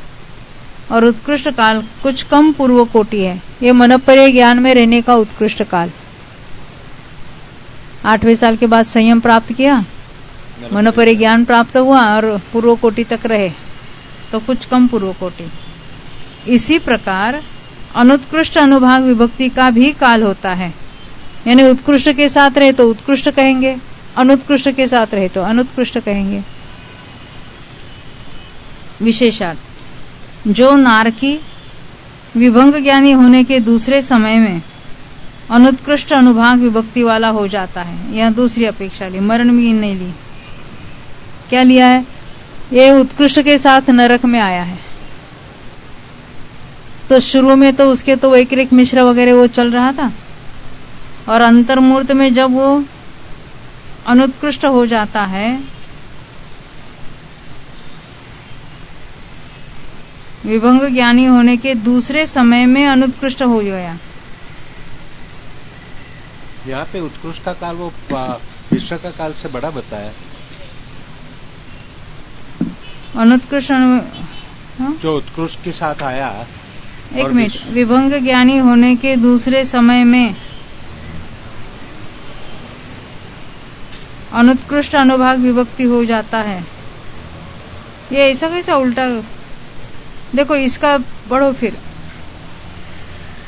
जो नारकी विभंग ज्ञानी होने के दूसरे समय में अनुत्कृष्ट अनुभाग विभक्ति हो जाता है, उसके विभंग ज्ञान में अनुत्कृष्ट अनुभाग का जघन्य काल एक समय उपलब्ध होने से ये कैसा होगा?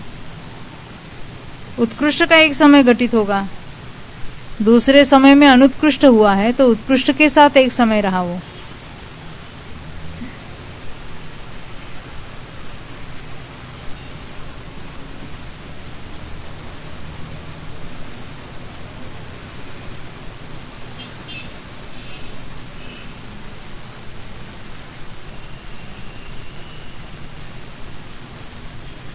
ये उत्कृष्ट अनुत्कृष्ट का घोटाला किया कोई इन्होंने।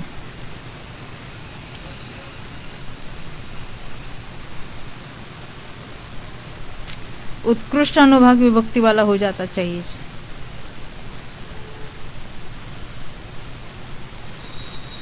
विभंग ज्ञानी होने के दूसरे समय में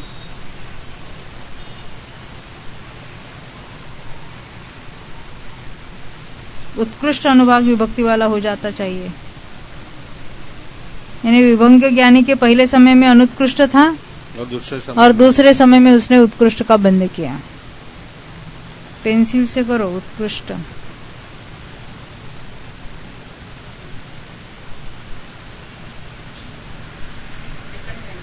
नहीं, पहले लाइन में देखो, फिर पढ़ती हूँ। जो नारकी विभंग ज्ञानी होने के दूसरे समय में उत्कृष्ट अनुभाग विभक्ति वाला हो जाता है, उसके विभंग ज्ञान में अनुत्कृष्ट अनुभाग का जघन्य काल एक समय उपलब्ध होने से वह उक्त प्रमाण कहा है। हमने जो घटित किया था ना, आयु के अंत में उत्कृष्ट था, अनुत्कृष्ट हुआ एक समय के लिए और मर गया तो विभंग ज्ञान उसका हट गया। इस तरह से ले सकते हैं।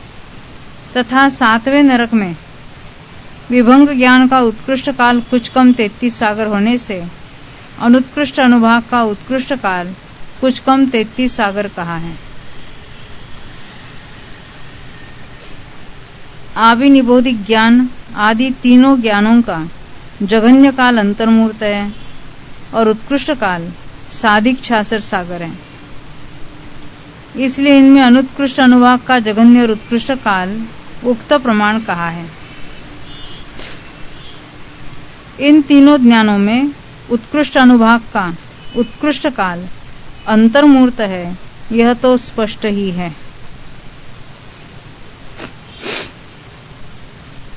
मात्र इसका जघन्य काल जो एक समय कहा, सो उसका यह कारण है कि जो जीव उत्कृष्ट अनुभाग में एक समय रहने पर आविनिबोधिक ज्ञानी आदि होते हैं, उनके यह एक समय काल देखा जाता है। ये साधिक 66 सागर में साधिक पे क्या ले देता? क्योंकि 66 सागर तो ये वेदक की अपेक्षा बताया है। हाँ, तो उसमें उपशम का काल जोड़ दो। औपशमिक सम्यक्त्व का काल इसमें। यहाँ पे तो बात तो क्या है, मतिश्रुत अवधि ज्ञानी में।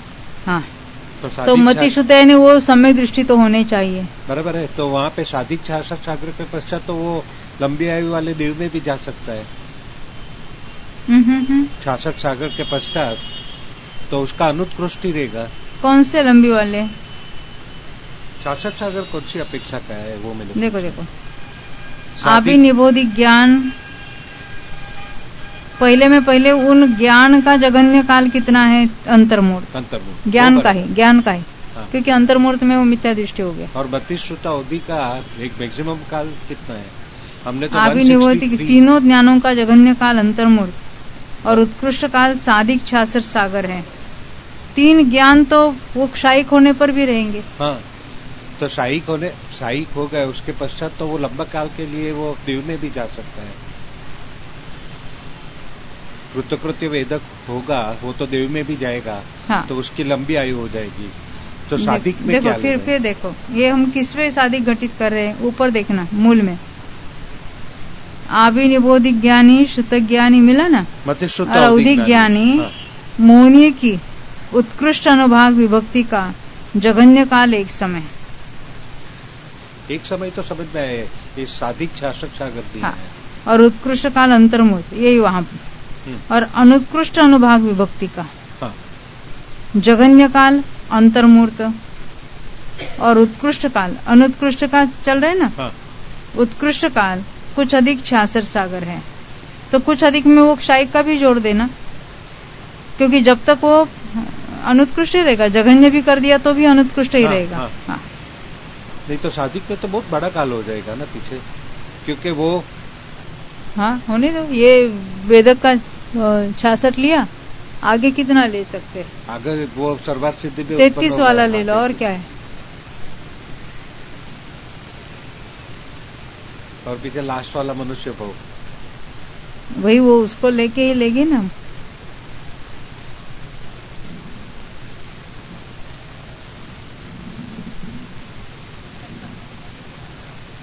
हाँ, उपशम समय को भी ले सकते हैं। अनुत्कृष्ट के साथ है ना, उत्कृष्ट है ही नहीं, वो अनुत्कृष्ट लेना। उपशम समय के तो पहले समय में तो उसका उत्कृष्ट होगा, उपशम के योग्य। हाँ। पर अभिनिबोधिक के योग्य लेना है हमको। अभिनिबोधिक में भी उत्कृष्ट वाला तो पहले समय में ही होगा, उसके पश्चात तो वो अनुत्कृष्ट ही हो जाएगा। एक एक समय में तो नहीं होगा, फिर भी वो अनुत्कृष्ट तो हो जाएगा। हाँ। हाँ। इसीलिए उसको साधिक में वो सब कुछ ले सकते हैं। यहाँ अभिनिबोधिक का ही काल लेना है। हाँ। पूरे अभिनिबोधिक का काल कहा है इसको। हाँ। तो अभिनिबोधिक मतिश्रुत अवधि ज्ञान उसके रहने चाहिए, इतना ही उसका उत्कृष्ट काल है। जब हम 66 सागर कहेंगे तो पूरे 66 सागर तक उसको अवधि ज्ञान भी रहेगा क्या? मतिश्रुत ज्ञानी तो रहेंगे नहीं, रह सकता वो भी बात नहीं है। हाँ।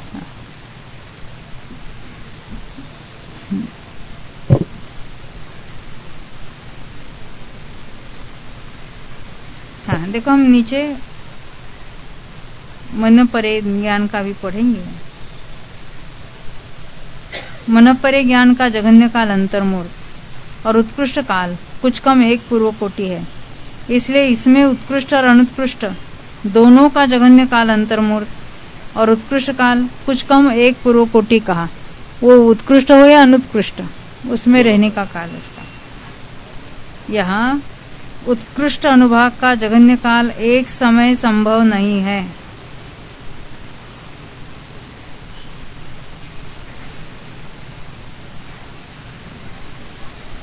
क्यों? कारण कि जो तत्प्रायोग्य उत्कृष्ट अनुभाग के साथ मनोपरि ज्ञान को उत्पन्न करता है, वह उत्कृष्ट अनुभाग कम से कम अंतर्मूर्त काल तक अवश्य रहता है,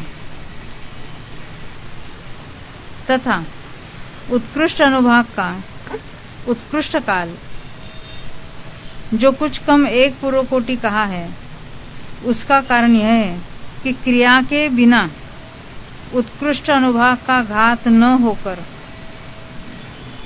उसका इतने काल तक अवस्थान संभव है। क्रिया के बिना का अर्थ क्या है? वहां कोई विसंयोजना आदि कोई कार्य नहीं किया है। क्रिया के बिना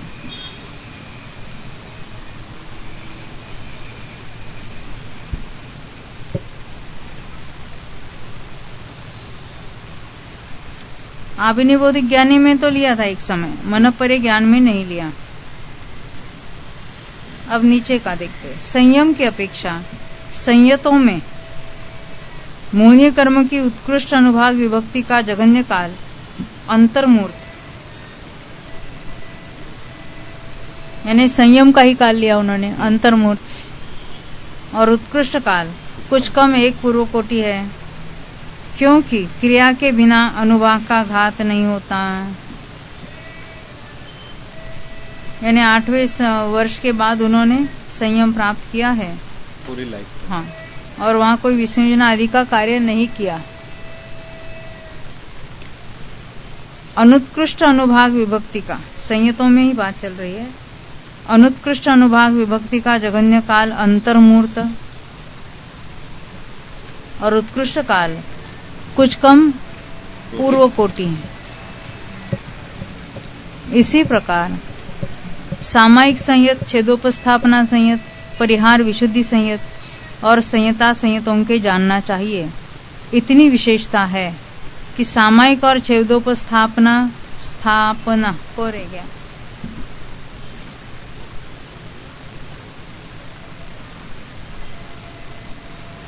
सामायिक और छेदोपस्थापना संयतों में अनुत्कृष्ट अनुभाग विभक्ति का जघन्य काल एक समय, ये कैसे होगा?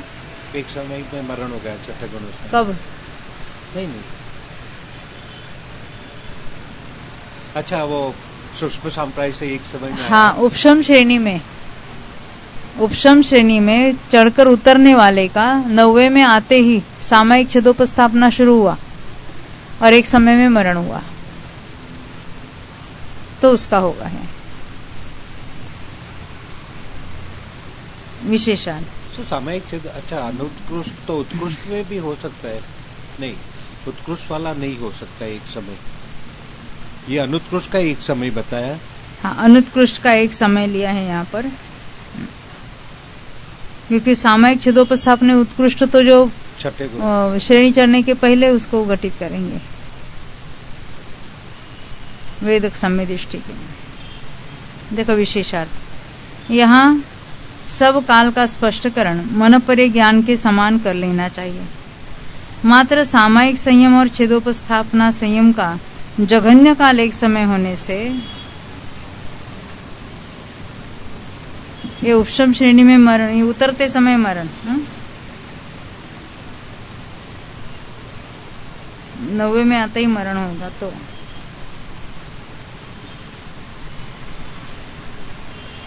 इनमें अनुत्कृष्ट अनुभाग विभक्ति का जघन्य काल एक समय कहा है। दर्शन की अपेक्षा चक्षु दर्शनियों में मोहनीय कर्म की उत्कृष्ट अनुभाग विभक्ति का जघन्य काल एक समय। चक्षु दर्शनी है, चतुरेंद्रिय पंचेंद्रिय है, पंचेंद्रियों में उत्कृष्ट अनुभाग का बंध किया और एक समय में मरण हो गया। मरण करके कहाँ गया? एक इंद्रिय। हाँ, 3 इंद्रिय या नीचे गया, यानी मात्र अचक्षु में गया। पहले भी अचक्षु तो था उसके, पंचक्षु दर्शनी था ना ये। देखो, चक्षु दर्शनियों में मोहनीय कर्म की उत्कृष्ट अनुभाग विभक्ति का जघन्य काल एक समय और उत्कृष्ट काल अंतर्मूर्त है। कहीं भी उत्कृष्ट काल अंतर्मूर्त होता है, उत्कृष्ट काल अंतर्मूर्त, तथा अनुत्कृष्ट अनुभाग विभक्ति का जघन्य काल एक समय और उत्कृष्ट काल 2000 सागर।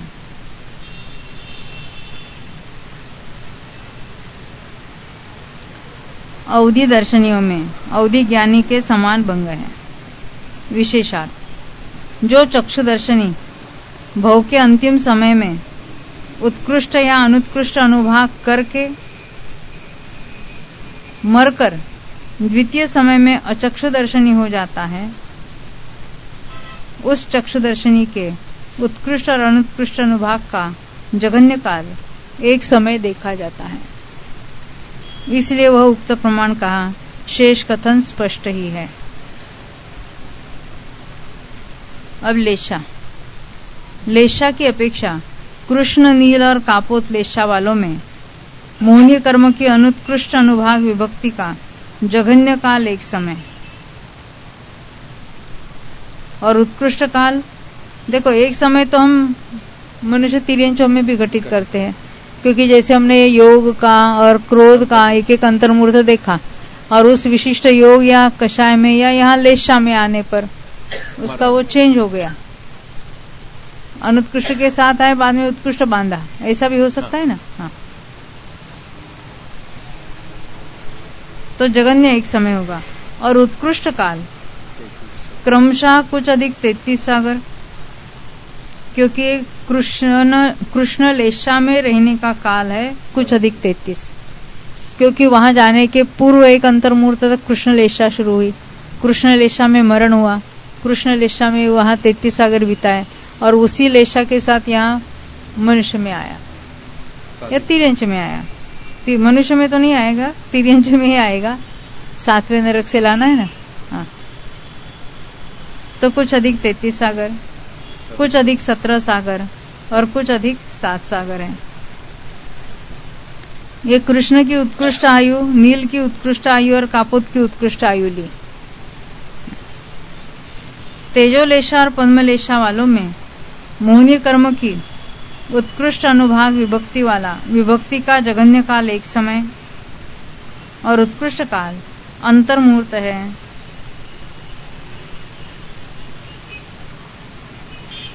तथा अनुत्कृष्ट अनुभाग विभक्ति का जघन्य काल एक समय और उत्कृष्ट काल क्रमशः कुछ अधिक 2 सागर, ये सौधर्म ईशान के अधिक आयु, कुछ अधिक 18 सागर, ये कहाँ की सहस्रार्थ। कुछ अधिक में आधा सागर बढ़ जाएगा ना, सहस्रार में भी गाता है उसको होते ना। ये नीचे तो आधा सागर बढ़ता है, या भी वहां भी अंतर्मुहूर्त कम आधा सागर ऐसा कुछ है, कुछ अधिक में। शुक्ल लेशा में मोहनीय कर्म की उत्कृष्ट अनुभाग विभक्ति का जघन्य काल एक समय और उत्कृष्ट काल अंतर्मुहूर्त है।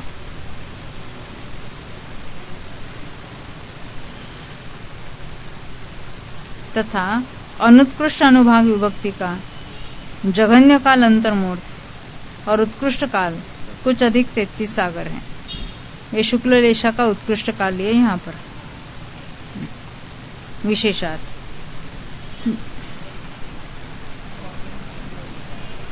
शुक्ल रेशा तो मनुष्य 3 इंच में भी होती है ना।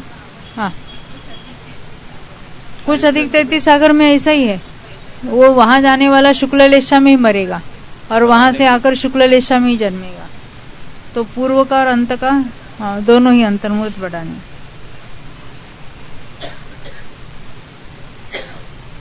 विशेषार्थ, जो कृष्णादि 5 लेशा वाला जीव अपने अपने लेशा के प्रारंभ में एक समय तक अनुत्कृष्ट विभक्ति वाला होता है, उसके अनुत्कृष्ट अनुभाग विभक्ति का जघन्य काल एक समय होता है। इसी प्रकार यानी बाद में उसने उत्कृष्ट का बंध किया। इसी प्रकार पित्त आदि 3 लेशाओं में उत्कृष्ट अनुभाग विभक्ति का जघन्य काल एक समय घटित कर लेना चाहिए। मात्र शुक्ल लेशा में अनुत्कृष्ट अनुभाग विभक्ति का उत्कृष्ट काल अंतर्मुहूर्त है, क्योंकि इस लेशा में अनुत्कृष्ट के बाद पुनः उत्कृष्ट की प्राप्ति संभव नहीं है। ये इसकी विशेषता है। अनुत्कृष्ट तो करेगा परंतु उसके पश्चात फिर उत्कृष्ट नहीं होगा।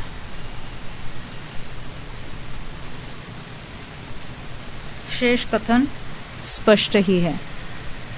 हो गया। और एक सम्यक्त्व की अपेक्षा यानी सम्यक्त्व मार्गणा, सम्यक दृष्टियों में मोहनी कर्म की उत्कृष्ट और अनुत्कृष्ट अनुभाग विभक्ति का काल आविनिबोधिक ज्ञानियों के समान है। वेदक सम्य दृष्टियों में भी इसी प्रकार होता है। इतनी विशेषता है कि अनुत्कृष्ट अनुभाग विभक्ति का उत्कृष्ट काल वेदक सम्यक्त्व की स्थिति प्रमाण अर्थात 66 सागर होता है।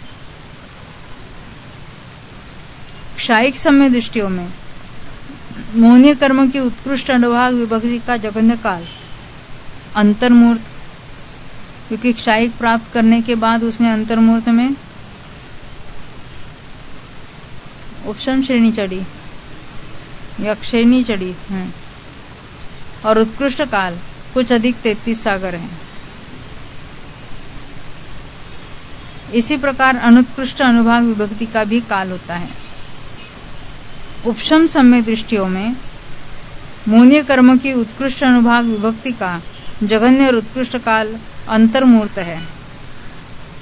इसी प्रकार अनुत्कृष्ट अनुभाग विभक्ति का भी काल होता है, क्योंकि उपशम सम्यक तो ही अंतर्मुहूर्त के लिए होता है, इसलिए अधिक काल तो नहीं होगा वहां पर।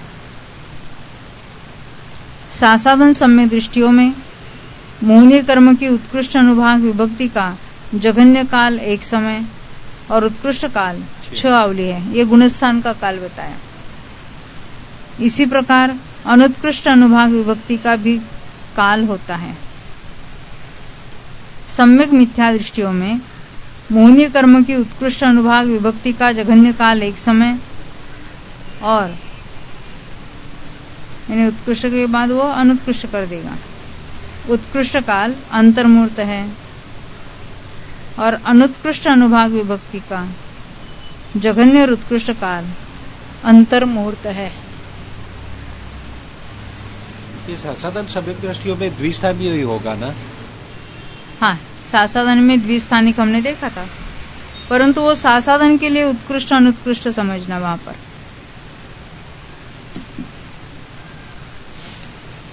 होगा क्या ये? इसको कर लेते हैं, इन्हें पूरा विशेषार्थ पढ़ेंगे तो हमने जो अभी पढ़ा था वो फिर रिवीजन भी हो जाएगी अपनी। जावाणी के ज्ञान तय सूझे लो कालो, सोवाणी मस्तक नौ सदा देत हो। अश्विन भाई। नमोर्यंताणम नमो सिद्धाणम नमो आर्यणम नमो वज्रायणम नमो लोहे संवत्सरणम नमोर्यंताणम नमो सिद्धाणम नमो